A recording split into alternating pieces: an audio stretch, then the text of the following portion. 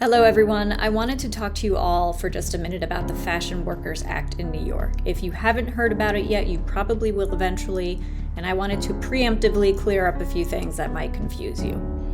So the act is meant to regulate model management companies, which is a very nice idea, but it has a fundamental flaw. It accepts that model management companies do not function primarily as booking agents. The reality is that they do, even if they claim to function mainly as advisors, and therefore they should be subject to the agency laws of New York instead of having their own set of regulations. When we ignore the realities or don't understand the realities of how the modeling industry functions, we cannot create sufficiently applicable laws, and we're basically giving them a get-out-of-jail-free card. The problem here is that there's a gap in the general understanding of how existing laws apply to the way that model management companies actually function.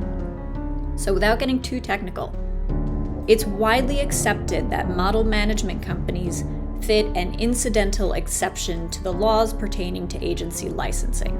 Essentially, this means that if a management company happens to get a model a job, it's fine as long as it's secondary to the manager's primary purpose of managing the model's career. The reality is that the primary purpose of most model management companies is to procure work for models. So when we create laws to regulate management companies that are based on the idea that the incidental exception applies, we're creating laws that do not acknowledge the reality of the modeling industry.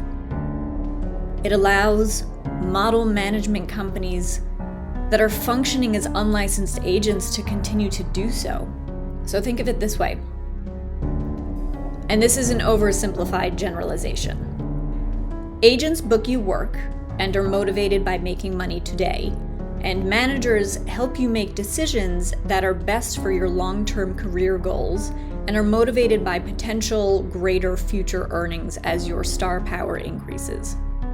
Managers are the people who would tell you if an agent is right for you and if a certain job will advance or hinder your career. It's a difference in motivation and strategy and time frame that leads to a difference in the actual work of agents versus managers. The intention of the Fashion Workers Act is admirable.